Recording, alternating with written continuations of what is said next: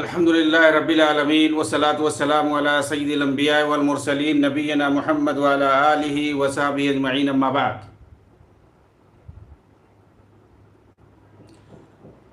محترم ناظرین کرام اور دیگر سامعین، آپ کے سامنے خوشگوار زندگی کے اصول سے متعلق کتاب و سنت کی روشنی میں کچھ باتیں عرض کریں گے۔ اللہ رب العالمین ہمیں اچھی بات کہنے، سننے اور اس پر عمل کرنے کی توفیق بخشے۔ اللہ تعالیٰ نے فرمایا، من عمل صالحا من ذکر او انثى وهو مؤمن فلنحيينه حیاة طیبہ ولنجزینهم اجرهم بأحسن ما كانوا يعملون۔ خوشگوار زندگی کے حصول کے بہت سارے اصول ہیں۔ ہم اس دنیا کے اندر ظاہر سی بات ہے اللہ کی اطاعت اور فرما برداری اور اس کی اطاعت کے لیے پیدا کیے گئے ہیں، لیکن ہم اپنے مقاصد کو پانے کے لیے اور اس کے لیے جد و جہد کرنے کے لیے، کوشش کرنے کے لیے امن و امان چاہیے، خوشگوار زندگی چاہیے، سعادت مندی چاہیے۔ اگر سعادت اور اطمینان، سکون اور امن و شانتی کی زندگی نہیں ہوگی تو پھر ایسی صورت میں ہم نہ کوئی دنیاوی کام ٹھیک ٹھاک کر پائیں گے اور نہ ہی اخروی عمل کچھ کر سکتے ہیں۔ دنیاوی معاملات کو صحیح سے انجام دینے کے ساتھ ساتھ اخروی امور کو بھی صحیح سے انجام دینے کے لیے سعادت مندی ضروری ہے، خوشگوار ماحول ضروری ہے۔ تو ہم اپنی زندگی کو کیسے خوشگوار بنائیں، سعادت مند بنائیں، کیسے ہم اپنے آپ کو سعادت مند بنائیں، اطمینان قلب والی زندگی بنائیں، ایک مومنانہ زندگی بنائیں۔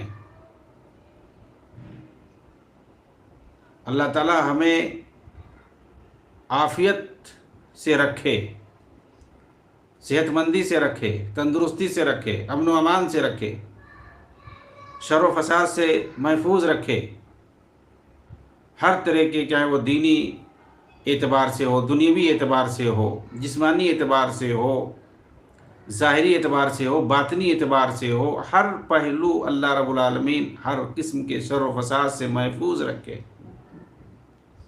اور ہر پہلو ہمیں خوشگوار زندگی نصیب ہو۔ اس کے لیے ہمیں کیا کرنا چاہیے؟ انشاءاللہ آج میں اپنے اس لیکچر کے اندر کچھ اس طرح کے اصول اور ضابطے پر بات کریں گے کہ اگر ہم انہیں اختیار کریں، اپنی زندگی میں لاگو کریں تو انشاءاللہ وہ خوشگوار زندگی، وہ بابرکت زندگی ہمیں حاصل ہو سکتی ہے۔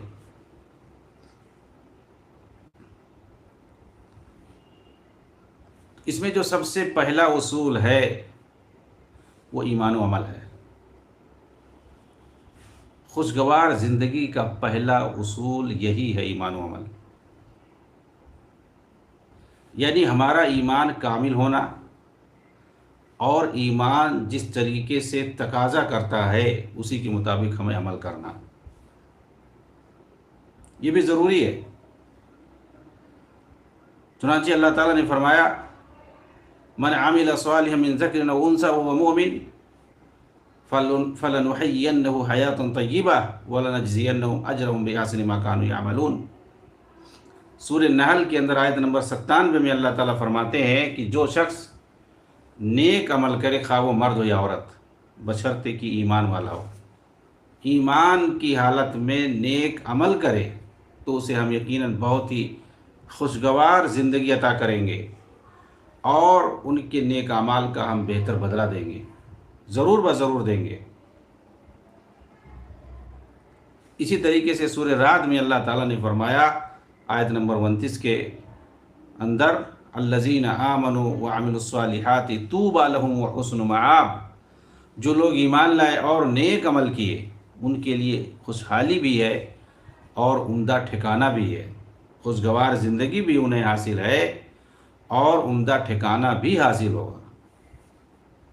ان آیت میں اللہ تعالیٰ نے ہر ایسے شخص کو بہت ہی خوشگوار اور کامیاب زندگی اور خوشحالی عطا کرنے کا وعدہ فرمایا ہے، جس میں 2 شرطیں پائی جاتی ہیں۔ جس کے یہاں 2 شرطیں پائی جائیں ان کے لیے اللہ تعالیٰ نے کامیاب زندگی، خوشگوار زندگی، خوشحال زندگی عطا کرنے کا وعدہ فرمایا ہے۔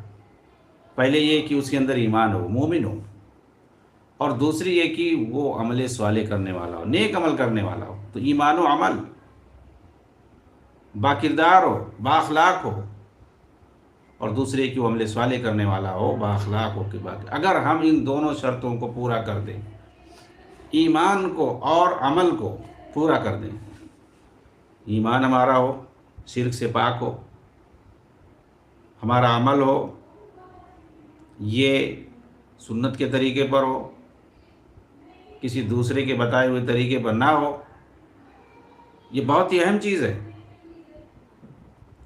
ایک تو ایمان ہو تو ہمارا عمل یعنی ایک دم خالص ہو اللہ تعالیٰ کے لیے، کیونکہ ایمان ہم اللہ پر لائیں اسی کے لیے ہمارا عمل ہونا۔ چنانچہ اگر ہمارے عمل کے اندر اخلاص نہیں ہے، خالص اللہ کے لیے وہ نہیں ہے، ساتھ میں شرک پایا جا رہا ہے، تو وہ عمل اللہ کے یہاں قبول ہی نہیں ہوگا اور وہ عمل مردود ہو جائے گا، پھر یہ شرط غائب ہو جائے گی، ایمان والی شرط ہی نہیں ہے گویا۔ تو پھر نہ خوشگوار زندگی یہاں ہوگی نہ وہاں ہوگی۔ تو شرک جو ہے وہ چاہے بڑی والی شرک ہو جسے اکبر کہتے ہیں، یا چھوٹی والی ہو جسے اصغر کہتے ہیں، دونوں سے پاک ہونا چاہیے ہمارا عمل۔ شرک اکبر ظاہر سی بات ہے کہ جو عبادت اللہ کے لیے کرنا وہ دوسروں کے لیے بھی ہم کریں، جیسے فریاد کرنا مصیبت میں، یہ اللہ کے لیے ہے۔ اب ہم مصیبت میں دوسروں کو بھی فریاد کریں، دوسروں سے مدد مانگیں۔ اب تو مسلمانوں کا یہ حال ہے کہ معمولی ٹھوکر بھی لگ جائے تو وہ یا علی حسین یا عبد القادر یا بدوی یا فلانے یا ڈمگانے کہنا شروع کر دیتا ہے۔ وہ اللہ رب العالمین کو معمولی مصیبت میں بھی نہیں فریاد کرتا ہے۔ یہ حال ہے۔ نظر و نیاز اللہ کے لیے ہونا، وہ غیر اللہ کے لیے چڑھائے جا رہے ہیں۔ قربانی اللہ کے لیے ہونا، ذبیحہ اللہ کے لیے، غیر اللہ کے نام پہ جاتے ہیں استھانوں پر لوگ چڑھاتے ہیں، مزاروں پہ لوگ قربانی کرتے ہیں، ذبیحہ کرتے ہیں۔ اولاد دینے والا اللہ تعالیٰ ہے، غیر اللہ سے اولادیں باقاعدہ مانگتے ہیں لوگ۔ ہر وہ عبادت چاہے چھوٹی ہو یا بڑی ہو، اللہ کے لیے ہونا، اسے غیر اللہ کی طرف پھیر دینا، یہ شرک اکبر ہے۔ اگر ایسی شرک پائی گئی تو پھر سمجھ لو کہ اس کا سارا اعمال ضائع ہو جائے، سارے اعمال ضائع ہو جائیں گے، ایک عمل بھی اس کا باقی نہیں رہے گا۔ وَقَدِمْنَا إِلَىٰ مَا عَمِلُوا مِنْ عَمَلٍ فَجَعَلْنَاهُ هَبَاءً مَنثُورًا، جتنے بھی عمل انہوں نے کیے ہوں گے شرک کرنے کی وجہ سے، ان کے سارے عمل کو ہم برباد کر دیں گے، گرد و غبار بنا کر کے اٹھا دیں گے۔ قُلْ هَلْ نُنَبِّئُكُم بِالْأَخْسَرِينَ أَعْمَالًا الَّذِينَ ضَلَّ سَعْيُهُمْ فِي الْحَيَاةِ الدُّنْيَا وَهُمْ يَحْسَبُونَ أَنَّهُمْ يُحْسِنُونَ صُنْعًا أُولَٰئِكَ الَّذِينَ كَفَرُوا بِآيَاتِ رَبِّهِمْ وَلِقَائِهِ فَحَبِطَتْ أَعْمَالُهُمْ فَلَا نُقِيمُ لَهُمْ يَوْمَ الْقِيَامَةِ وَزْنًا۔ سب سے خسارے میں اعمال کے حساب سے کون ہوں گے، کیا ہم ان کے بارے میں تمہیں نہ خبر کر دیں؟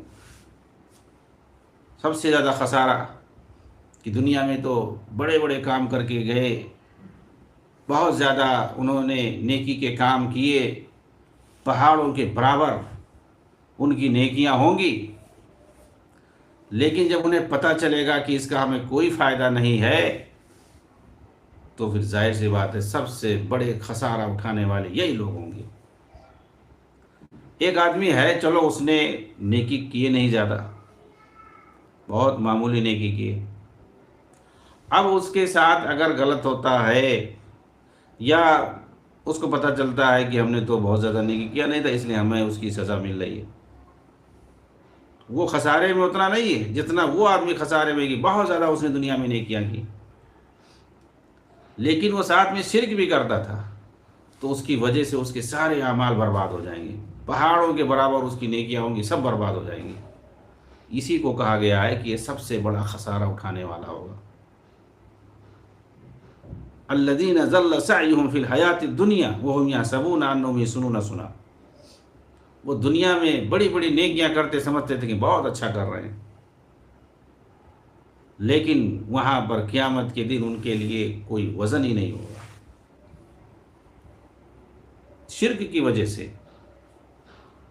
اس لیے اللہ تعالیٰ نے سورہ کہف کے آخر میں کہا فَمَنْ كَانَ يَرْجُو لِقَاءَ رَبِّهِ فَلْيَعْمَلْ عَمَلًا صَالِحًا وَلَا يُشْرِكْ بِعِبَادَةِ رَبِّهِ أَحَدًا، چاہتا ہے کہ اپنے رب سے ملاقات کرے قیامت کے دن، ہر مومن چاہتا ہے، تو اس کے لیے شرط ہے وہ کیا کرے، وہ نیک عمل کرے اور شرک نہ کرے، عبادت میں وہ شرک نہ کرے، فَلْيَعْمَلْ عَمَلًا صَالِحًا وَلَا يُشْرِكْ بِعِبَادَةِ رَبِّهِ أَحَدًا، اپنے رب کی عبادت میں کسی کو شریک نہ ٹھہرائے۔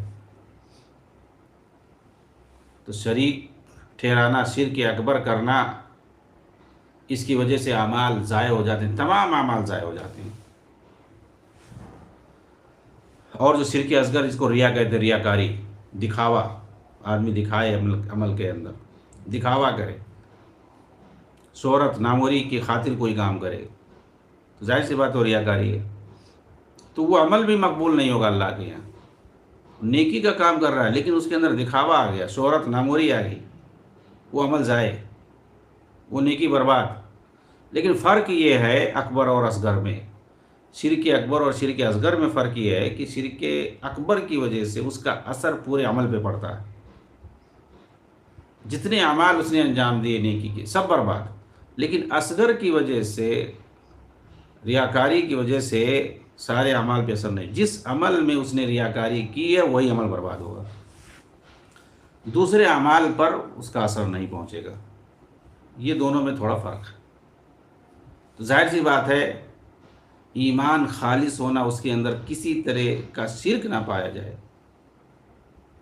دوسرا جو ہے وہ جو بھی ہم عمل کریں وہ سنت کے مطابق ہو، نبی کے بتائے ہوئے طریقے کے مطابق، اسی کو کہتے ہیں منہج، اسی کو مذہب اور مسلک کہتے ہیں، اسی کو طریقہ بولتے ہیں، اسی کو صراط مستقیم بولتے ہیں۔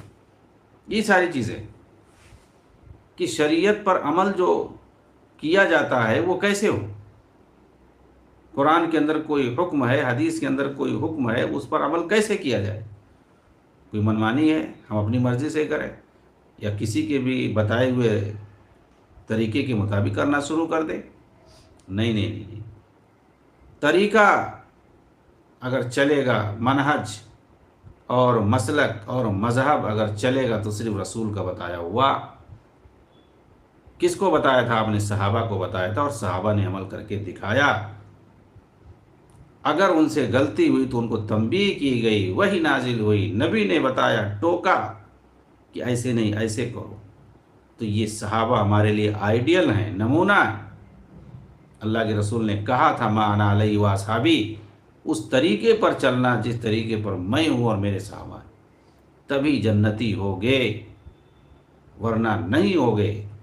عمل بھی کرنا تو میرے بتائے ہوئے طریقے کے مطابق، صلو کما رأیتمونی اصلی، نماز ویسے ہی پڑھنا جیسے مجھے پڑھتے ہوئے دیکھتے ہو۔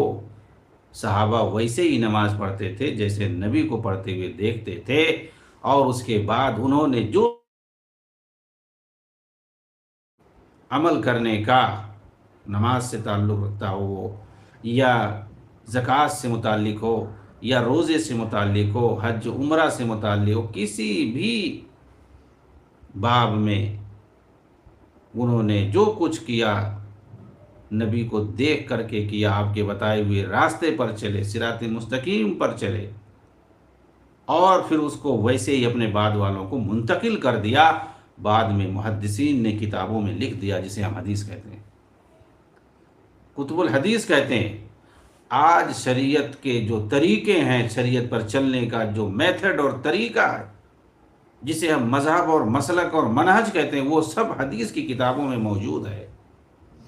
آپ کسی بھی کتاب کو کھول کے دیکھیں، صحیح بخاری، صحیح مسلم، ابو داؤد، ترمذی، نسائی، آپ دیکھیں گے ایک بڑا چیپٹر صلاۃ یعنی نماز سے متعلق ہوگا۔ اس میں یہی سب بتایا گیا ہے کہ اللہ کے رسول نماز ایسے پڑھتے تھے، ایسے آپ نے کہا پڑھنے کے لیے، ایسے کیا، ویسے کیا، ایسے ہر باب میں آپ دیکھیں گے صحابہ کرام نے بیان کیا ہے کہ نبی صلی اللہ علیہ وسلم کو میں نے ایسا کرتے ہوئے دیکھا، ایسا پڑھتے ہوئے دیکھا، ایسا حکم دیتے ہوئے سنا۔ تو حدیث کی کتابوں میں دین پر عمل کرنے کا طریقہ بتایا گیا ہے، اسی کو منہج کہتے ہیں۔ اور قرآن کے اندر اللہ کا حکم نازل ہوا ہے، تو یہ کتاب شریعت ہے، اور حدیث کی کتابیں جو ہیں یہ کتاب منہج ہے۔ ان دونوں کو لے کر کے چلنا، تبھی دین پر صحیح سے عمل ہوگا۔ اسی لیے اللہ کے نبی نے فرمایا تھا آخر میں کہ تمہارے درمیان میں دو چیزیں چھوڑ کے جا رہا ہوں، ایک کتاب شریعت اور ایک کتاب منہج۔ کتاب اللہ و سنتی، اللہ کی کتاب اور میری سنت، جب تک ان دونوں کو مضبوطی سے تھامے رہو گے کبھی گمراہی تمہارے پاس نہیں آئے گی۔ ایسا نہ ہو کہ قرآن کو اپنے سے سمجھ کر کے اپنا ہی عمل کرنا شروع کر دیں، اور حدیث میں کیسے عمل کرنے کا طریقہ بتایا ہے، صحابہ نے کیسے سیکھا نبی سے، اور اس کو بتائے اپنے بعد والوں کو، اس کو جاننے کی ضرورت نہیں، تو پھر گمراہی ایسی صورت میں مقدر ہے۔ تو عمل ہمارا جب تک سنت کے مطابق نہیں ہوگا، جب تک وہ عمل ہمارا اللہ کے دربار میں قبول ہی نہیں ہوگا۔ اللہ کے نبی صلی اللہ علیہ وسلم نے اسی لیے فرمایا تھا، جیسا کہ صحیح مسلم کے اندر ہے، اما عائشہ صدیقہ رضی اللہ تعالیٰ عنہ کی روایت کے مطابق، کہ جو کوئی ایسا عمل کرے گا جو میری سنت کے مطابق نہیں ہے، ہماری شریعت سے ہٹ کر کے ہے، تو وہ مردود ہوگا، اس کا عمل قابل قبول نہیں ہوگا۔ من عمل عملا لیس علیہ امرنا فہو رد۔ تو یہ چیز ضروری ہے کہ عمل صالح وہی ہے، نیک عمل وہی ہے جو نبی کے بتائے ہوئے طریقے پر ہو، تبھی جو ہے وہ عمل مقبول ہوگا۔ اچھا، یہیں سے گمراہیاں پیدا ہوتی ہیں۔ ٹھیک ہے، آدمی لکھا ہوا ہے قرآن میں، حکم دیا، اس کو جو ہے فقہ میں لوگوں نے لکھ رکھا ہے، لیکن ہم حدیث میں دیکھتے ہیں صحابہ نے نبی سے سن کر کے کوئی اور طریقہ بتایا ہوا، ان کا کچھ اور ہی طریقہ ہے، لیکن وہ اپنے مسلک کو نہیں چھوڑیں گے، صحابہ کے مسلک کو چھوڑ دیں گے، نبی کے مسلک کو بتائے ہوئے جو مسلک ہے اس کو چھوڑ دیں گے، لیکن جو ان کے امام اور ان کے بزرگوں نے اور ان کے دوسرے لوگوں نے بتایا ہوا ہے، مرشدوں نے، اس کو نہیں چھوڑیں گے۔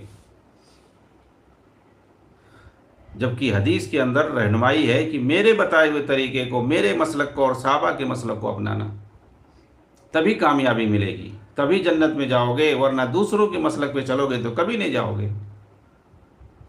تو دین پر چلنے کا جو مسلک ہے، جو راہ ہے، جو طریقہ ہے، جو صراط مستقیم ہے، وہ کس کا ہونا چاہیے؟ وہ نبی کا ہونا چاہیے، اور اسی پر صحابہ نے عمل کیا، اسی پر ہمیں عمل کرنا پڑے گا چل کر کے، تبھی ہم کامیاب ہوں گے۔ اللہ ہمیں اس کی توفیق دے، اور اسی صورت میں ہماری زندگی خوشگوار ہو سکتی ہے۔ تو اگر ہم اپنی زندگی کے اندر خوشگواری لانا چاہتے ہیں، خوشحالی لانا چاہتے ہیں، تو عمل صالح کریں، دنیا بھی خوشحال رہے گی، آخرت بھی خوشحال رہے گی۔ اللہ تعالیٰ کا یہ وعدہ ہے، اور اللہ تعالیٰ اپنے وعدے میں پکا ہے، وہ وعدہ خلافی نہیں کرتا ہے۔ آل عمران میں اللہ تعالیٰ نے فرمایا، ان اللہ لا یخلف المیعاد، اللہ تعالیٰ وعدہ خلافی نہیں کرتا۔ یہ بات ہمیں معلوم ہونی چاہیے کہ تمام انسانوں کی خیر و بھلائی ایمان اور عمل صالح ہی میں ہے۔ اگر انسان سچا مومن ہو اور ایمان کے تقاضوں کو پورا کرنے والا ہو، اور ساتھ ساتھ باعمل، با کردار اور با اخلاق ہو، اللہ کے فرائض کو پورا کرتا ہو، 5 نمازوں کا پابند ہو، زکوٰۃ ادا کرتا ہو، رمضان کے فرض روزے بلا عذر شرعی نہ چھوڑتا ہو، والدین اور رشتہ داروں سے حسن سلوک کرتا ہو، لین دین میں سچا ہو، وعدوں کو پورا کرتا ہو، بددیانتی دھوکہ فراڈ سے اجتناب کرتا ہو، حلال ذرائع سے کماتا ہو، تو اللہ تعالیٰ دنیا میں اسے ہر قسم کی خیر و بھلائی عطا کرتا ہے، اور آخرت میں جنت کی نعمتیں اور اجر و ثواب الگ ہے۔ اس کے برعکس اگر کوئی انسان فاسق و فاجر ہے، بد کردار ہے، بد اخلاق ہو، نہ نمازوں کی پرواہ کرتا ہو، نہ زکوٰۃ دیتا ہو، رمضان کے روزے مرضی کے مطابق رکھتا ہو، طاقت ہونے کے باوجود حج بیت اللہ کا فریضہ ادا کرنے کے لیے تیار نہ، والدین اور قرابت داروں سے بدسلوکی کرتا ہو، اللہ کے بندوں کے حقوق مارتا ہو، لین دین میں جھوٹ بولتا ہو، دھوکہ دہی کرتا ہو، بددیانتی سے کام لیتا ہو، حرام ذرائع سے کماتا ہو، تو ایسے انسان کے متعلق ہمیں یقین کر لینا چاہیے کہ اسے لاکھ کوشش کے باوجود خوشگوار زندگی کبھی نصیب نہیں ہو سکتی، جیسا کہ اللہ تعالیٰ کا فرمان ہے وَمَنْ أَعْرَضَ عَنْ ذِكْرِي فَإِنَّ لَهُ مَعِيشَةً ضَنْكَ وَنَحْشُرُهُ يَوْمَ الْقِيَامَةِ أَعْمَى قَالَ رَبِّ لِمَا حَشَرْتَنِي أَعْمَى وَقَدْ كُنْتُ بَصِيرًا قَالَ كَذَلِكَ أَتَتْكَ آيَاتُنَا فَنَسِيتَهَا وَكَذَلِكَ الْيَوْمَ تُنسَى۔ جو شخص میری یاد سے روگردانی کرے گا، یہ میرے ذکر کو بھلا دے گا، یعنی قرآن سے جو اعراض کرے گا، تو دنیا میں یقیناً میں اس کی زندگی کو تنگ کر دوں گا، اور قیامت کے دن میں اسے اندھا بنا کر اٹھاؤں گا۔ وہ کہے گا میرے رب، میں تو دنیا میں بینا تھا، دیکھتا تھا، تو نے مجھے اندھا کیوں بنا دیا؟ تو اللہ تعالیٰ کہے گا کہ اسی طریقے سے میری آیتیں تمہارے پاس آتی تھی، تم نے اسے بھلا دیا، تو آج تمہیں بھی بھلا دیا گیا ہے۔ تو ایمان و عمل، اور عمل بھی کیسا ہو؟ نبی صلی اللہ علیہ وسلم کے بتائے ہوئے طریقے کے مطابق ہو، صحابہ کے طریقے کے مطابق ہو، تبھی وہ ہمارا عمل قبول ہوگا اور ہماری زندگی خوشگوار ہوگی، اور آخرت کی زندگی بھی خوشگوار ہوگی۔ اسی طریقے سے خوشگوار زندگی کے لیے ایک اصول شکر ہے۔ آدمی شکر گزار بندہ بنے، شکر ادا کرے، ہر حال میں اللہ تعالیٰ کا شکر کرے۔ کامیاب اور خوشحال زندگی کے حصول اور پریشانیوں سے نجات کا ایک اصول یہ بھی ہے کہ ہم میں سے ہر انسان اللہ تعالیٰ کی بے شمار اور انگنت نعمتوں پر شکر گزار ہو، کیونکہ جب ہم اس کی نعمتوں پر شکر بجا لائیں گے تو اللہ تعالیٰ ہمیں اور زیادہ نعمتوں سے نوازے گا، جیسا کہ اللہ تعالیٰ نے سورہ ابراہیم میں فرمایا ہے وَإِذْ تَعَذَّنَ رَبُّكُمْ لَئِن شَكَرْتُمْ لَأَزِيدَنَّكُمْ وَلَئِن كَفَرْتُمْ إِنَّ عَذَابِي لَشَدِيدٌ۔ یاد رکھو تمہارے رب نے خبردار کر دیا، اگر تم شکر گزار بنو گے تو میں تمہیں اور زیادہ نوازوں گا، اور اگر ناشکری دکھاؤ گے تو پھر میرا سزا بھی بڑا سخت ہے۔ اس آیت میں اللہ تعالیٰ نے اپنے شکر گزار بندوں کو اور زیادہ نعمتوں سے نوازنے کا وعدہ فرمایا ہے۔ اس سے معلوم ہوا کہ اگر موجودہ نعمتوں پر اللہ تعالیٰ کا شکریہ ادا کیا جائے اور انہیں اس کی اطاعت میں کھپایا جائے تو نہ صرف وہ نعمتیں بحال رہتی ہیں بلکہ اللہ تعالیٰ مزید نعمتیں عطا کرتا ہے اور اپنے شکر گزار بندوں کی زندگی کو خوشحال بنا دیتا ہے۔ اور اس کے ساتھ ساتھ اللہ تعالیٰ نے ناشکری کرنے والوں کو سخت تنبیہ بھی کی ہے کہ وہ ان کی ناشکری کی بنا پر ان سے موجودہ نعمتوں کو چھین کر انہیں مصائب و آفات میں گرفتار بھی کر سکتا ہے، والعیاذ باللہ۔ نیز سورۃ النساء میں اللہ تعالیٰ نے فرمایا ہے ما یفعل اللہ بعذابکم ان شکرتم وآمنتم وکان اللہ شاکرا علیما۔ سورہ نساء آیت نمبر 147 میں اللہ تعالیٰ نے فرمایا کہ اگر تم اللہ کا شکر ادا کرو اور خلوص نیت سے ایمان لے آؤ تو اللہ کو کیا پڑی ہے کہ وہ تمہیں عذاب دے، جبکہ اللہ تو بڑا قدرداں اور سب کچھ جاننے والا ہے۔ اس آیت سے معلوم ہوا کہ بندہ اگر سچا مومن اور اللہ تعالیٰ کا شکر گزار بنے تو اللہ تعالیٰ خواہ مخواہ اسے آزمائش میں مبتلا نہیں کرتا، بلکہ وہ تو قدردان ہے اور اپنے بندوں کی جذبات تشکر کو دیکھ کر کے انہیں اور زیادہ عطا کرتا ہے۔ نبی پاک صلی اللہ علیہ وسلم نے فرمایا تھا افلا احب ان اکون عبدا شکورا، کیا میں اللہ تعالیٰ کا شکر گزار بندہ نہ بن جاؤں؟ جب لوگوں نے آپ کے بارے میں کہا، آپ کی عبادت کو دیکھ کر کے، آپ کی جو ہے قیام اللیل کو دیکھ کر کے، رات میں آپ صلی اللہ علیہ وسلم قیام اللیل اس قدر کرتے تھے کہ آپ کے پاؤں کبھی کبھی سوج جایا کرتے تھے، تو بعض صحابہ نے عرض کیا کہ اللہ کے رسول، آپ کے اگلے پچھلے گناہ معاف کر دیے گئے ہیں، اتنی زیادہ عبادت کرنے کی کیا ضرورت ہے؟ تو آپ نے فرمایا تھا کہ کیا میں اللہ کا شکر گزار بندہ نہ بن جاؤں؟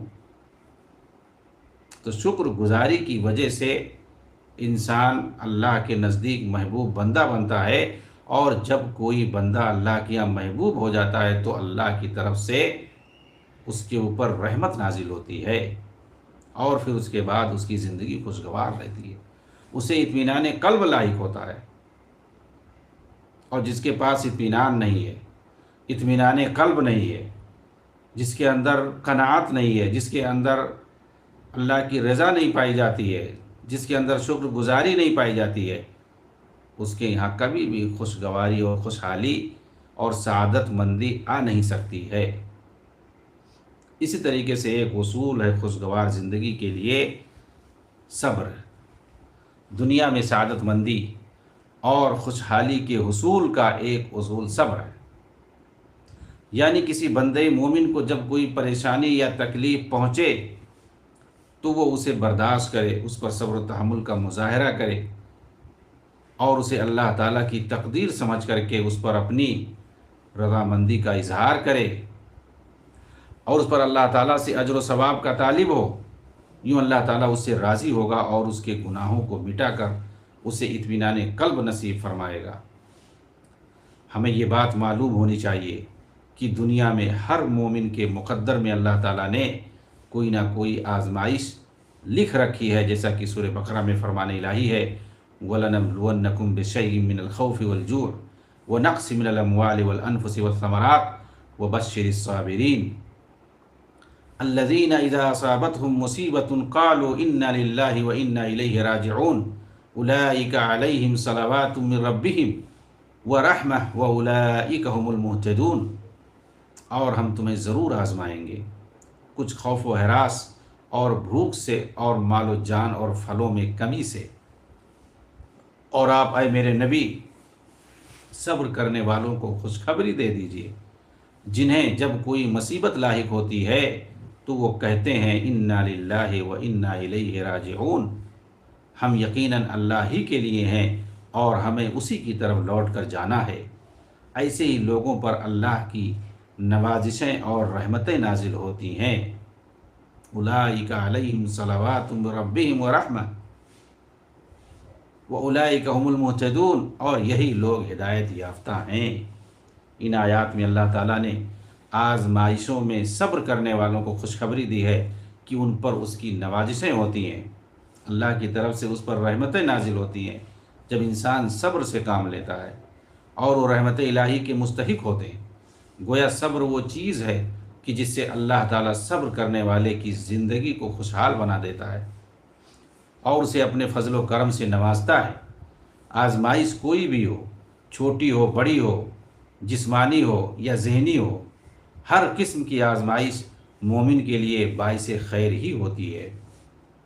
جیسا کہ صحیح بخاری اور صحیح مسلم میں رسول اکرم صلی اللہ علیہ وسلم نے فرمایا، ما یصیب المسلم من نصب ولا وصب ولا ہم ولا حزن ولا اذن ولا غم حتى الشوكة التي يشاكها الا كفر الله بها من خطاياه۔ صحیحین کے اندر مروی ہے، اللہ کے نبی فرماتے ہیں مسلمان کو جب تھکاوٹ یا بیماری لاحق ہوتی ہے، یا وہ حزن و ملال اور تکلیف سے دوچار ہوتا ہے، حتیٰ کہ اگر اسے ایک کانٹا بھی چبھتا ہے تو اللہ تعالیٰ اس کے بدلے اس کے گناہوں کو مٹا دیتا ہے۔ عبداللہ ابن مسعود رضی اللہ تعالیٰ عنہ سے روایت ہے کہ رسول اللہ صلی اللہ علیہ وسلم نے ارشاد فرمایا، ما من مسلم یصیبہ اذن الا حاط اللہ عنہ خطایاہ کما تحاط ورق الشجر۔ صحیحین میں مروی ہے کہ اللہ کے نبی نے فرمایا، جب کسی مسلمان کو کوئی اذیت اور تکلیف پہنچتی ہے تو اللہ تعالیٰ اس کے گناہوں کو اس طرح گرا دیتا ہے جس طرح درخت کے پتے گرتے ہیں۔ ایک دوسری جگہ ارشاد باری ہے، اللہ کے رسول صلی اللہ علیہ وسلم فرماتے ہیں عجبا لامر المؤمن، یہ صہیب رومی رضی اللہ تعالیٰ عنہ سے حدیث مروی ہے کہ اللہ کے نبی نے فرمایا عجبا لامر المؤمن ان امرہ کلہ خیر ولیس ذلک لأحد الا للمؤمن ان اصابته سراء شکر فکان خیر له وان اصابته ضراء صبر فکان خیرا له۔ اللہ کے نبی صلی اللہ علیہ وسلم نے فرمایا مومن کا معاملہ بڑا عجیب ہے، اس کا سارا معاملہ خیر و بھلائی پر مبنی ہے، اور یہ صرف اور صرف مومن ہی کو حاصل ہو سکتی ہے۔ ان اصابته سراء شکر فکان خیرا لہ، اسے اگر خوشحالی لاحق ہوتی ہے، اللہ کی طرف سے نعمت ملتی ہے تو وہ شکریہ ادا کرتا ہے تو اس کے لیے بھلا ہوتا ہے، یہ اس کے لیے خیر ثابت ہوتا ہے۔ نصابت ضراء صبر، اور اگر اسے کوئی پریشانی اور تکلیف لاحق ہوتی ہے تو اس پر صبر کرتا ہے تو یہ بھی اس کے لیے خیر ثابت ہوتا ہے۔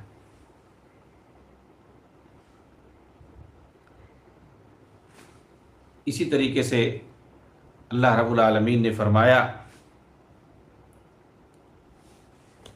وَيُؤْتِ كُلَّ ذِي فَضْلٍ فَضْلَهُ وَإِن تَوَلَّوْا فَإِنِّي أَخَافُ عَلَيْكُمْ عَذَابَ يَوْمٍ كَبِيرٍ۔ پوری آیت کا ترجمہ کچھ اس طریقے سے سورہ ہود آیت نمبر 3 میں، اور یہ کہ تم اپنے رب سے مغفرت طلب کرو پھر اس کی جناب میں توبہ کرو، وہ تمہیں ایک محدود وقت تک عمدہ عیش و آرام کا فائدہ نصیب کرے گا، یعنی موت تک، اور ہر کار خیر کرنے والے کو اس کا اجر و ثواب دے گا۔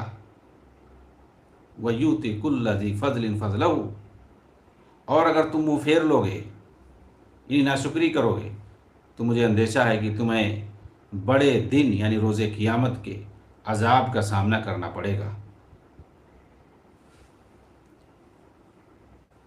تو یہ اللہ رب العالمین کا شکر ادا کرنا، خاص طور سے نعمتوں کے حصول پر، تو اس کی وجہ سے اللہ تعالیٰ خوش ہوگا، اور ظاہر سی بات ہے اللہ تعالیٰ جس سے راضی ہو خوش ہو اس پر اپنی نعمتیں نچھاور کرے گا، اور اس طریقے سے اس کی زندگی جو ہے خوشگوار ہو جائے گی۔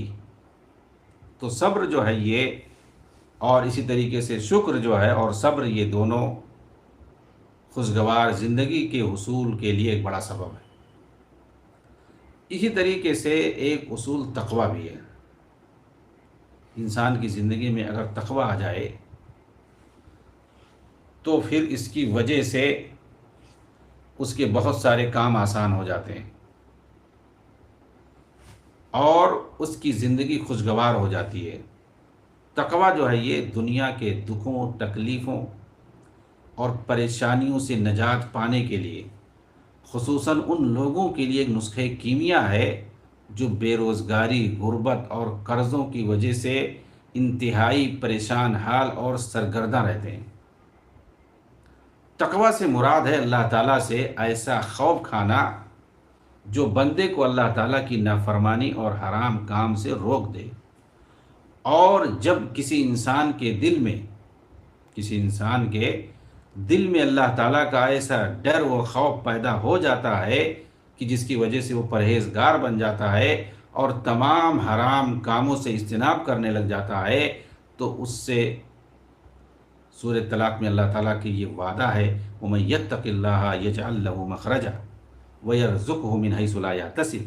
جو شخص اللہ سے ڈرتا ہے، تقویٰ اختیار کرتا ہے، اللہ اس کے لیے مشکلات سے نکلنے کی کوئی نہ کوئی راہ پیدا کر دیتا ہے، اور اسے ایسی جگہ سے رزق دیتا ہے جہاں سے اسے وہم و گمان بھی نہیں ہوتا۔ اگلی آیت میں اللہ تعالیٰ نے فرمایا وَمَن يَتَّقِ اللَّهَ يَجْعَل لَّهُ مِنْ أَمْرِهِ يُسْرًا۔ جو شخص اللہ تعالیٰ سے ڈرتا ہے اور تقویٰ اختیار کرتا ہے، اللہ اس کے لیے اس کے کام میں آسانی پیدا کر دیتا ہے۔ اسی طرح سے سورہ اعراف میں اللہ تعالیٰ نے فرمایا وَلَوْ أَنَّ أَهْلَ الْقُرَىٰ آمَنُوا وَاتَّقَوْا لَفَتَحْنَا عَلَيْهِمْ بَرَكَاتٍ مِّنَ السَّمَاءِ وَالْأَرْضِ وَلَٰكِنْ كَذَّبُوا فَأَخَذْنَاهُمْ بِمَا كَانُوا يَكْسِبُونَ۔ کہ یہ بستی والے اگر ایمان لاتے اور تقویٰ اختیار کرتے تو ہم ان کے اوپر زمین و آسمان سے برکتوں کے دروازے کھول دیتے۔ یہ تقوی کا فائدہ ہے۔ ایمان اور تقوی لانے کی بنیاد پر اللہ تعالیٰ نے وعدہ کیا کہ اگر یہ تقوی اختیار کرتے تو زمین و آسمان سے برکتوں کے دروازے کھول دیتے، جس پر اللہ کی برکتیں نازل ہوں، اس سے زیادہ خوشگوار زندگی اور کس کی ہو سکتی ہے۔ لیکن اللہ تعالیٰ نے فرمایا وَلَٰكِنْ كَذَّبُوا، انہوں نے یہ کام اختیار نہیں کیا۔ ہمارے رسولوں نے ان سے بتایا کہ ایمان لاؤ، تقوی اختیار کرو، انہوں نے ہمارے رسولوں کو جھٹلا دیا، تو ہم نے ان کے کرتوتوں کی وجہ سے اپنے عذاب میں انہیں پکڑ لیا۔ بہت ہی آسان کام تھا کہ یہ ایمان لاتے اور تقوی اختیار کرتے تو یہ خوشحال زندگی گزارتے، دنیا میں بھی اور آخرت میں بھی کامیاب ہوتے، لیکن انہوں نے رسولوں کی باتوں کو جھٹلا دیا۔ اس طریقے کی آیتیں ایسی ہیں جن سے ہمیں عبرت حاصل کرنی چاہیے کہ کیسے پہلے کے لوگ تھے جنہوں نے اپنے رسولوں کی باتوں کو جھٹلایا اور وہ عذاب سے دوچار ہوئے۔ لہٰذا ہمیں اپنے رسولوں کی باتوں کو نہیں جھٹلانا۔ جو کچھ رسول کتاب اللہ لے کر کے آئے اور جو حدیث لے کر کے آئے اس کے مطابق ہمیں چلنا چاہیے، نہیں تو ہمارا بھی کہیں وہی حشر نہ ہو جو پہلے کے لوگوں کے ساتھ ہوا۔ وَمَن يَتَّقِ اللَّهَ يَجْعَل لَّهُ مِنْ أَمْرِهِ يُسْرًا وَلَوْ أَنَّ أَهْلَ الْقُرَىٰ آمَنُوا وَاتَّقَوْا لَفَتَحْنَا عَلَيْهِمْ بَرَكَاتٍ مِّنَ السَّمَاءِ وَالْأَرْضِ۔ یہ سب تقویٰ کے فائدے ہیں۔ سامعین کرام، ان تمام آیات میں خوشحالی اور کامیاب زندگی کے حصول کے لیے ایک عظیم اصول متعین کر دیا گیا، اور وہ ہے اللہ تعالیٰ سے ڈرتے ہوئے اس کی نافرمانی سے اجتناب کرنا، کیونکہ ایسا کرنے سے اللہ تعالیٰ بندے مومن کے لیے ہر قسم کی پریشانی سے نکلنے کا راستہ بنا دیتا ہے اور اس کے ہر کام کو آسان کر دیتا ہے، اور اوپر نیچے سے اس کے لیے رزق کے دروازے کھول دیتا ہے۔ اب آئیے اس اصول کی روشنی میں ہم اپنی حالت کا جائزہ لے لیں۔ ایک طرف تو ہم خوشحال اور کامیاب زندگی کی تمنا رکھتے ہیں، اور دوسری طرف اللہ تعالیٰ کی نافرمانیاں بھی کرتے رہتے ہیں۔ مثلا نمازوں میں سستی اور غفلت، جھوٹ، غیبت، چغلخوری، سودی لین دین، والدین اور قرابت داروں سے بدسلوکی، فلم بینی، گانے سننا وغیرہ۔ بھلا بتلائیے، کیا ایسی حالت میں خوشحالی اور سعادت مندی نصیب ہو سکتی ہے؟ اور کیا اس طرح پریشانیوں کا ازالہ ہو سکتا ہے؟ ہرگز نہیں۔ ہمیں یہ بات یاد رکھنی چاہیے کہ نافرمانیوں کی موجودگی میں خوشحالی کا نصیب ہونا تو دور کی بات ہے، موجودہ نعمتوں کے چھن جانے کا بھی خطرہ رہتا ہے۔ اور اس کی واضح دلیل حضرت آدم علیہ السلام اور ان کی بیوی حضرت حوا علیہ السلام کا واقعہ ہے۔ اللہ تعالیٰ نے ان دونوں کو جنت کی ہر نعمت و آشائش سے لطف اندوز ہونے کی اجازت دے رکھی تھی، محض ایک چیز سے منع کر دیا کہ تم نے اس درخت کے قریب نہیں جانا ہے۔ لیکن شیطان کے پھسلانے سے جب انہوں نے اس درخت کے پھل کو چکھا تو اللہ تعالیٰ نے جنت کی ساری نعمتوں سے انہیں محروم کر کے زمین پر اتار دیا، تو ان کی ایک غلطی جنت کی ساری نعمتوں سے محرومی کا سبب بن گئی۔ اور آج ہم کئی گناہ کرتے ہیں، پھر بھی ہم خوشحالی کے متمنی ہوتے ہیں۔ یقینی طور پر ہماری غلط فہمی ہے۔ اگر ہم واقعتاً ایک خوشحال زندگی بسر کرنا چاہتے ہیں تو ہمیں اللہ تعالیٰ کی نافرمانیوں سے قطعی اجتناب کرنا ہوگا۔ اسی طریقے سے خوشحال زندگی حاصل کرنے کا ایک اصول دعا ہے کہ اللہ تعالیٰ سے ہمیشہ دعا کرنا چاہیے، دعا کرتے رہنا چاہیے۔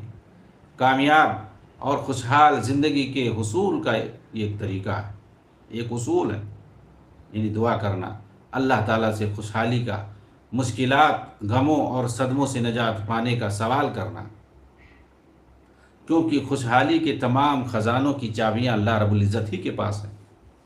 دعا کا مطلب یہ ہوتا ہے پکارنا، درخواست کرنا، اپیل کرنا، اور مصائب و آلام سے نجات دینے والا اس کے سوا اور کوئی نہیں ہے۔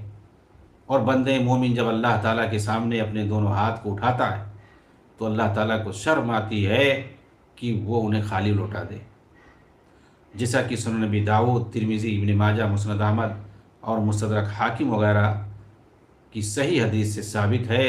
چنانچہ سلمان رضی اللہ تعالی عنہ سے مروی ہے کہ اللہ کے رسول نے فرمایا ان اللہ حی کریم یستحی اذا رفع الرجل الیہ یدیہ ان یردہما صفرا خائبتین۔ بے شک اللہ تعالیٰ حیا کرنے والا ہے اور نہایت مہربان ہے، اور کوئی آدمی جب اس کی طرف ہاتھ بلند کرتا ہے تو اسے حیا آتی ہے کہ انہیں خالی واپس لوٹا دے۔ دعا کرنے سے 3 فوائد میں سے ایک فائدہ ضرور ملتا ہے۔ اللہ تعالیٰ دعا کرنے والے کا سوال پورا کر دیتا ہے، یا اس کی دعا کو اس کے لیے ذخیرِ آخرت بنا دیتا ہے، یا آنے والی کسی مصیبت کو ٹال دیتا ہے۔ اور یہ بات بھی سنن ترمذی، مستدرک حاکم کی ایک صحیح حدیث سے ثابت ہے۔ چنانچہ عبادہ ابن ثابت رضی اللہ تعالیٰ عنہ بیان کرتے ہیں کہ رسول اللہ صلی اللہ علیہ وسلم نے ارشاد فرمایا ما علی الارض مسلم یدعو اللہ بدعوۃ الا اعطاہ اللہ ایاہا او صرف عنہ من السوء مثلها ما لم يدعو باسم او قطیعۃ رحم فقال رجل من القوم اذا نكثر قال اللہ اکثر، کہ اللہ جب کوئی مسلمان اللہ تعالیٰ سے دعا کرتا ہے تو اللہ رب العالمین ضرور اس کی دعا کو سنتا ہے، مگر اس وقت جب وہ کسی برائی کی دعا نہ کرے، کسی گناہ کی دعا نہ کرے، قطع رحمی کی دعا نہ کرے۔ اللہ رب العالمین اس کی پکار سنتا ہے، اس کی دعا سنتا ہے، اور وہ 3 حال سے خالی نہیں جاتا ہے۔ یا تو جو وہ چیز مانگ رہا اللہ تعالیٰ بے عینی وہی چیز اسے عطا کر دیتا ہے، اور اس کی 2 شکلیں ہیں۔ ایک تو یہ ہے کہ فوراً اس کو حاصل ہو جائے وہ چیز۔ مثال کے طور پر اللہ نے بندے نے کہا رب ہب لی من الصالحین، اللہ تعالیٰ مجھے نیک اولاد عطا کر دے، فوراً جو ہے اس کو اولاد حاصل ہو جائے۔ جیسے کہ حضرت زکریا نے دعا کی اللہ تعالیٰ سے، فرشتے نے آ کر کے فوراً خوشخبری سنا دی کہ تم کو لڑکا پیدا ہوگا اور اس کا نام یہ رکھنا، یحییٰ رکھنا۔ حضرت ابراہیم نے دعا کی، فرشتے نے آ کر کے خوشخبری سنا دی۔ تو فوری طور پر انسان کوئی چیز اللہ تعالیٰ سے مانگ رہا ہے، کوئی جائز چیز ہے، اللہ تعالیٰ نے اس کی دعا سن لی اور وہ چیز فوراً اس کو مل گئی کسی بھی صورت میں۔ وہی چیز ہو سکتا ہے تاخیر میں ملے، بے عینی وہی چیز ملنا، یہ پہلی چیز ہے۔ جو چیز مانگ رہا بے عینی وہی چیز مل جا رہی ہے، یا تو فوری طور پر مل جائے یا تاخیر ہو ملنے میں۔ آپ دیکھیں ابراہیم علیہ السلام نے اللہ تعالیٰ سے دعا کی تھی کہ اللہ تعالیٰ اسماعیل کی ذریت میں نبی بنانا۔ اب ظاہر سی بات ہے وَبَعَثْ فِيهِمْ رَسُولًا يَتْلُو عَلَيْهِمْ آيَاتِهِ وَيُزَكِّيهِمْ وَيُعَلِّمُهُمُ الْكِتَابَ وَالْحِكْمَةَ۔ خانہ کعبہ بنانے کے بعد آپ نے بہت ساری دعائیں کی۔ ایک دعا یہ بھی تھی کہ ہماری ذریت میں یعنی اسماعیل کی ذریت میں نبی بنانا۔ اب آپ دیکھیں ابراہیم علیہ السلام کے جو 2 لڑکے تھے، اسماعیل علیہ السلام جو آپ کی بڑی اولاد تھے، اور اس کے بعد اسحاق علیہ السلام۔ اسحاق کے بیٹے کون تھے؟ یعقوب تھے، اور پھر اس کے بعد یعقوب کی جن کا لقب اسرائیل ہے، اور ان کے 12 بیٹے تھے، انہی میں سے بنیامین اور یوسف علیہ السلام بھی ہیں۔ انہی کو بنی اسرائیل کہا جاتا ہے۔ پھر اس کے بعد آپ دیکھیں کہ انہی بنو اسرائیل میں یعنی یعقوب کی نسل میں اسحاق کے واسطے سارے انبیاء پیدا ہوئے، لیکن جو اسماعیل علیہ السلام تھے ان کی نسل میں نبی نہیں پیدا ہوئے۔ آخر میں تقریباً 3000 سال بعد نبی پیدا ہوتے ہیں جن کا نام محمد صلی اللہ علیہ وسلم ہے۔ آپ دیکھیں انہوں نے دعا کی تھی، ایک نبی نے دعا کی تھی، وہ دعا کب پوری ہوئی؟ 3000 سال کے بعد۔ اسی لیے نبی پاک صلی اللہ علیہ وسلم کہتے ہیں انا دعوت ابی ابراہیم، میں اپنے دادا ابراہیم کی دعا کا نتیجہ ہوں۔ تو انسان جب دعا کرتا ہے، مومن بندہ جب دعا کرتا ہے اللہ تعالیٰ سے، تو وہی چیز اسے ملتی ہے، چاہے دیر، چاہے فوری طور پر یا دیر میں۔ یہ تو پہلی چیز ہو گئی کہ وہی چیز اللہ تعالیٰ اسے عطا کر دیتا ہے جو مانگ رہا ہوتا ہے۔ دوسری چیز یہ ہے، دوسری شکل یہ ہے کہ اللہ تعالیٰ وصرف عنہ من السوء مثلہ، وہ چیز تو اسے اللہ تعالیٰ نہیں دیتا ہے، لیکن اس کے دعا کرنے کی وجہ سے، دعا کرنے کے نتیجے میں اللہ تعالیٰ اس پر آنے والی کسی مصیبت کو ٹال دیتا ہے۔ اور یہ جو ہے بہت اچھی بات ہے۔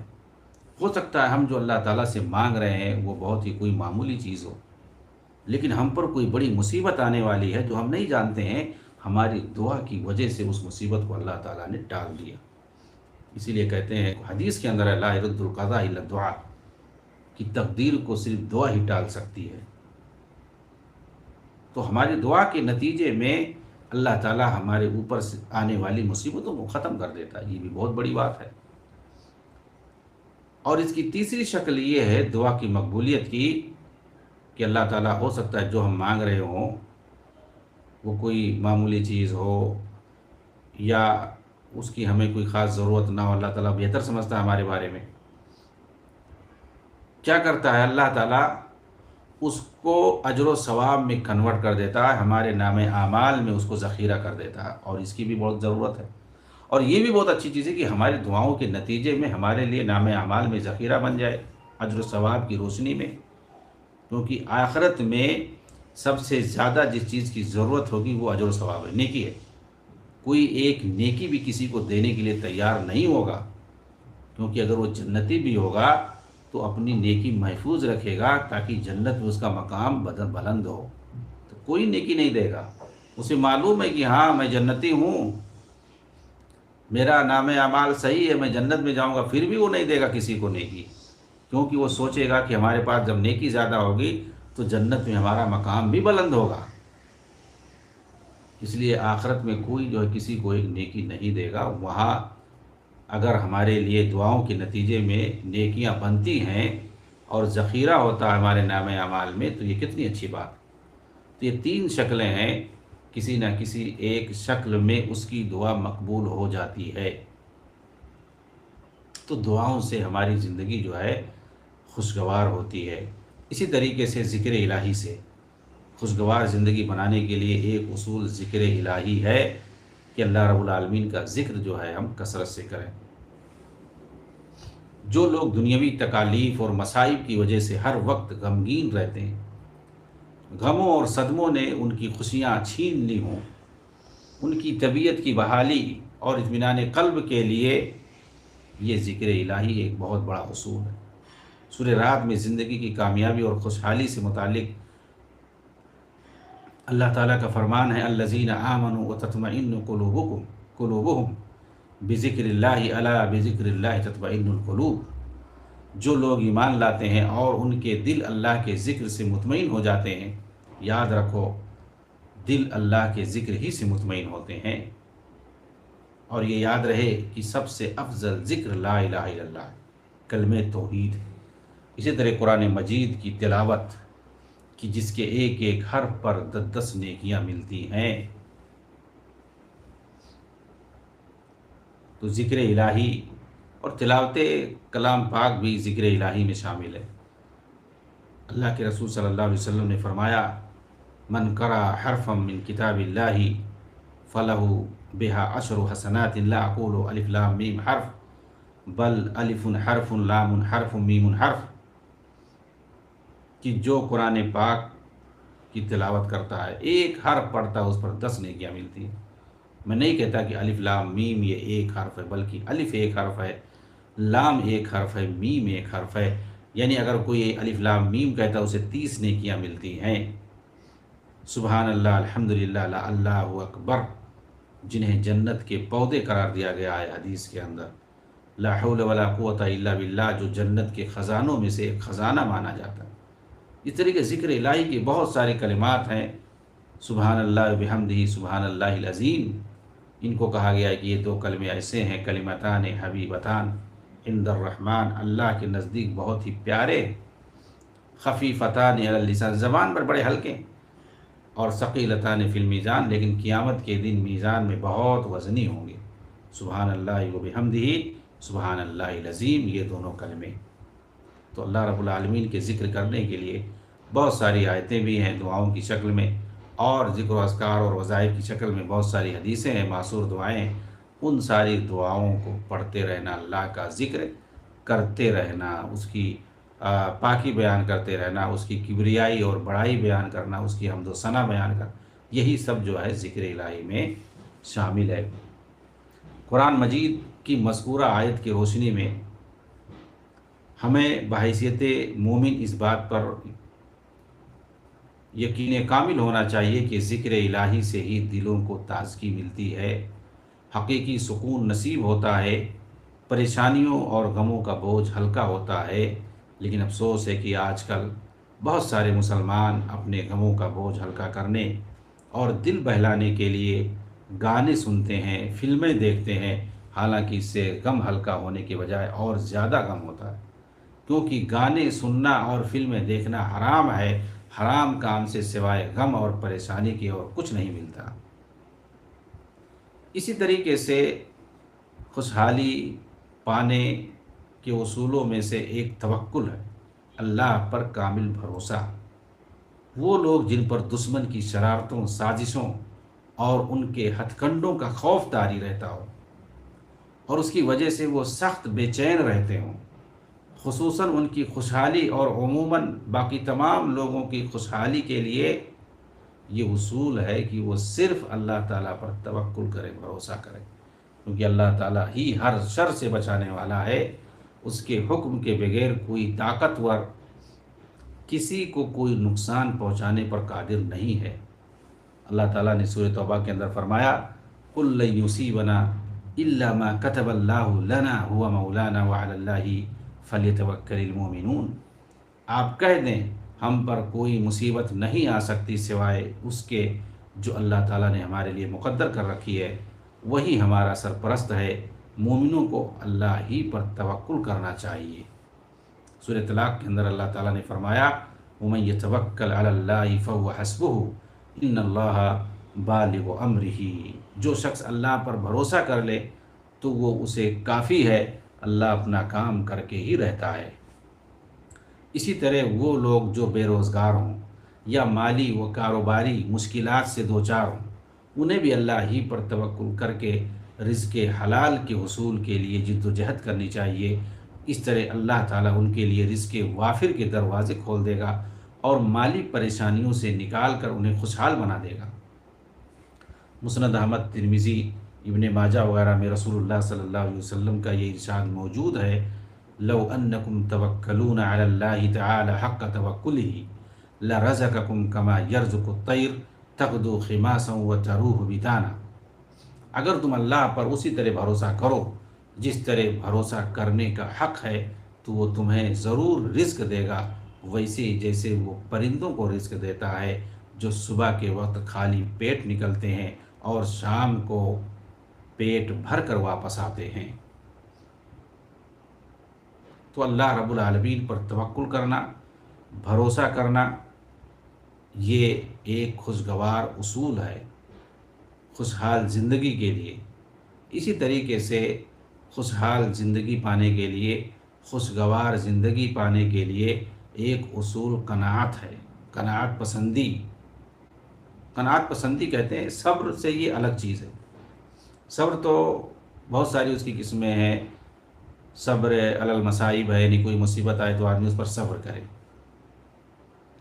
اور اس طریقے سے صبر علی الطاعہ ہے، نیکی کے کاموں پر صبر کرنا، کہ آدمی نیکی کا کام جو کر رہا ہے، عبادت کر رہا ہے، اس پہ صبر کرتا ہے، جھیلتا ہے کہ ہر حال میں اس کو کرنا ہی ہے، صبر کر کے کرتا ہے۔ اسی طریقے سے صبر علی الاقدار اللہ ہے، تقدیر پر صبر کرنا کہ کچھ بھی ہو اس کو وہ برداشت کرتا ہے۔ لیکن قناعت کیا ہے؟ قناعت کہتے ہیں کہ کافی سمجھنا کسی چیز کو، یعنی جو اس کے پاس ہے اس کو کافی سمجھے، زیادہ کی دوڑ میں نہ لگے۔ اللہ تعالیٰ نے اسے اگر 100 روپیہ دیا ہے تو اسی پر اکتفا سمجھے کرے اور اسی کو کافی سمجھے، وہ 200 کے چکر میں نہ رہے۔ وہ اصل اس دنیا میں پیدا ہوا ہے اللہ کی عبادت کے لیے، اسی اپنے مقصد کے لیے وہ کام کرے، اور قناعت پسندی اس کے اندر ہو، تو یہ ہے قناعت۔ اگر جس کے اندر قناعت پسندی ہے تو سمجھ لیجئے کہ اس کی زندگی خوشگوار ہے، کیونکہ قناعت پسندی جس کے یہاں نہیں ہوتی ہے تو اس کے یہاں حرص اور لالچ پیدا ہوتی ہے۔ ظاہر سی بات ہے، اگر کسی کے 1000 ہے تو وہ 2000 چاہ رہا ہے، 2000 کے طلب میں رہتا ہے، 2000 آ گیا تو 4 کے طلب میں رہتا ہے، وہ 4000 آ گیا تو لاکھ کے طلب میں رہتا ہے۔ اس طریقے سے اس کی حرص کبھی ختم نہیں ہو سکتی ہے، تو اس کو جو ہے بے صبرا کہتے ہیں، اس کو حریص کہتے ہیں۔ اور ایک قناعت پسند جو ہوتا ہے، ایک قانع انسان جو ہوتا ہے، وہ جتنا اس کے مقدر میں ہے اسی کو کافی سمجھتا ہے، اس سے زیادہ کا وہ حرص نہیں کرتا ہے کہ اپنی زندگی کو اسی میں پریشان کر دے۔ وہ دنیا کے پیچھے نہیں بھاگتا ہے، دنیا ہی کو سب کچھ نہیں سمجھتا ہے۔ وہ یہ کہتا ہے کہ جو کچھ ملنا تھا، جو مقدر تھا مجھے ملا، ہمیں زیادہ جو ہے پریشان ہونے کی ضرورت نہیں ہے، اور اسی پر صبر کر کے وہ رہتا ہے۔ کیوں؟ وہ جانتا ہے کہ یہ ہمارا ٹارگٹ نہیں ہے، یہ ہمارا نصب العین نہیں ہے کہ 1000 مل گیا تو ہم 2000 کے چکر میں نہیں، کیسے 2000 ہمارے پاس آئے، بلکہ اس کا جو ٹارگٹ ہے وہ اللہ کی اطاعت اور اس کی فرما برداری ہے، اس کی عبادت۔ وہ اپنی جو تخلیق کا اصل مقصد ہے اس کو نہیں بھولا ہے۔ چنانچہ کامیاب اور خوشگوار زندگی کا ایک اصول ہے کہ اللہ تعالیٰ نے جس کسی کو جتنا رزق عطا کیا ہو وہ اسی پر قناعت کرے، ہر حال میں اس کا شکر ادا کرتا رہے۔ بڑے بڑے مالداروں کو اپنے مد نظر رکھنے کے بجائے اپنے سے کم مال والے لوگوں کو اپنے مد نظر رکھے، اس طرح اللہ اسے حقیقی چین و سکون نصیب کرے گا۔ اور اگر وہ کسی جسمانی بیماری کی وجہ سے پریشان رہتا ہو تو بھی اسے ان لوگوں کی طرف دیکھنا چاہیے جو اس سے زیادہ مریض ہوں، اور وہ اسپتالوں میں زیر علاج ہوں، اپنے گھروں میں صاحب فراش ہوں۔ جب وہ اپنے سے کم مال والے لوگوں کی حالت اور اسی طرح اپنے سے بڑے مریضوں کی حالت کو دیکھے گا تو یقیناً وہ اپنی حالت پر اللہ تعالیٰ کا شکر ادا کرے گا، اس طرح اللہ تعالیٰ اسے سکون قلب جیسی عظیم دولت سے نوازے گا۔ صحیح مسلم کے اندر، سنن ترمذی اور ابن ماجہ کے اندر اور مسند احمد کے اندر اللہ کے رسول صلی اللہ علیہ وسلم کا یہ ارشاد گرامی موجود ہے: انظروا الی من هو اسفل منکم ولا تنظروا الی من هو فوقکم فانه اجدر الا تزدروا نعمت اللہ۔ تم اس شخص کی طرف دیکھو جو دنیاوی اعتبار سے تم سے کمتر ہو، اور اس شخص کی طرف مت دیکھو جو دنیاوی اعتبار سے تم سے بڑا ہو، کیونکہ اس طرح تم اللہ کی نعمتوں کو حقیر نہیں سمجھو گے۔ اس حدیث سے معلوم ہوا کہ اپنی نسبت کمتر انسان کی طرف دیکھنے سے انسان اللہ کی ان نعمتوں کو حقیر نہیں سمجھے گا جو اس نے اسے عطا کر رکھی ہیں، اور ان میں سے 3 نعمتیں ایسی ہیں جو کسی کے پاس موجود ہوں تو اسے یہ سمجھنا چاہیے کہ گویا اللہ تعالیٰ نے اس کے لیے پوری دنیا جمع کر دی ہے، اور وہ ہے صحت، دوسرا ہے امن، اور ایک دن کی غذا، جیسا کہ سنن ترمذی کے اندر موجود ہے: من اصبح منکم معافا فی جسدہ آمنا فی سربہ عندہ قوت یومہ فکأنما حیزت لہ الدنیا بأظافیرہا۔ اسی طریقے سے ایک اصول ہے کہ مسلمانوں کی پریشانیوں کو دور کرنا، دنیا میں دکھوں پریشانیوں سے نجات پانے کے لیے ایک اصول یہ ہے کہ آپ اپنے مسلمان بھائیوں کی پریشانیاں دور کرنے میں ان کی مدد کریں، لوگوں کے ساتھ ہمدردی رکھیں۔ اللہ تعالیٰ آپ کی پریشانیاں دور کرے گا، آپ کو خوشحالی اور سعادت مندی نصیب کرے گا، کیونکہ انسان جب کسی کی مدد کرتا ہے، کسی دکھڑے کی مدد کرتا ہے، کسی مصیبت زدہ انسان کے کام آ جاتا ہے، کسی پریشان حال انسان کا ساتھ دے دیتا ہے، تو وہ بڑی سعادت محسوس کرتا ہے، وہ اپنے آپ کو بڑا خوشحال محسوس کرتا ہے، خوشگوار محسوس کرتا ہے کہ میں نے بڑا اچھا کام کیا۔ ظاہر سی بات ہے، انسان جب کوئی گناہ کرتا ہے تو اسے خوشحالی نہیں رہتی ہے، لیکن جب کوئی نیکی کا کام کرتا ہے، کوئی اچھائی کا کام کرتا ہے تو اپنے آپ کو بڑا اچھا سمجھتا ہے، اور اپنے اندر بہت بہتر جو ہے فیلنگ محسوس کرتا ہے۔ چنانچہ اللہ کے رسول صلی اللہ علیہ وسلم کہتے ہیں کہ جو ہے رسول اللہ صلی اللہ علیہ وسلم نے فرمایا: من اراد ان تستجاب دعوته وان تکشف عنه کربته فلیفرج عن معسر۔ جو شخص یہ چاہتا ہو کہ اس کی دعا قبول کی جائے اور اس کی پریشانی دور کی جائے تو وہ تنگ دست کی پریشانی کو دور کرے، یعنی ایک تنگ حال کی تنگی اور پریشانی دور کرنے سے اللہ تعالیٰ اس کی دعا کو قبولیت سے نوازتا ہے اور اس کی پریشانیاں دور کر دیتا ہے۔ اس لیے سامعین کرام، ہم نے اس کے لیے اس لیکچر کے اندر، اس محاضرے کے اندر جو باتیں ہم نے عرض کی ہیں، یعنی خوشگوار زندگی کے لیے جو ہم نے اصول کی باتیں بتائی ہیں، قرآن اور حدیث کی روشنی میں ہمیں چاہیے کہ ہم ان پر عمل کریں۔ انشاءاللہ اگر ان اصولوں پر ہم عمل کریں گے تو یقیناً ہماری زندگی کو اللہ رب العالمین خوشحال بنائے گا۔ وہی جو ہے خوشی غمی دینے والا ہے، وہی جو ہے سعادت مندی دینے والا ہے، وہی شقاوت دینے والا ہے، اور وہی جو ہے دنیا اور آخرت کی زندگی کو کامیابی اور کامرانی سے ہمکنار کرنے والا ہے۔ اللہ تعالیٰ سے دعا ہے کہ اللہ تعالیٰ تو ہماری زندگی کو دنیا میں بھی اور آخرت میں بھی خوشگوار بنا کر کے رکھے۔ اللہ رب العالمین ہم سب کو نجات کا ذریعہ بنائے ان ساری چیزوں کو۔ اللہ رب العالمین ہمارے اس پروگرام کو ہماری جو ہے مغفرت کا ذریعہ بنائے۔ اللہ رب العالمین ہم سب کو کتاب و سنت کی روشنی میں زندگی گزارنے کی توفیق عنایت فرمائے۔ جب تک ہم زندہ رہیں ایمان کی حالت میں، اور جب ہماری وفات ہو تو ایمان کی حالت میں ہو۔ اللہ تعالی ہم سب کو عذاب قبر سے بچائے، قیامت کی ہولناکیوں سے بچائے۔ اللہ رب العالمین ہم سب کو جنت الفردوس میں جگہ عنایت فرمائے۔ آمین وآخر دعوانا ان الحمد للہ رب العالمین۔ والسلام علیکم ورحمۃ اللہ وبرکاتہ۔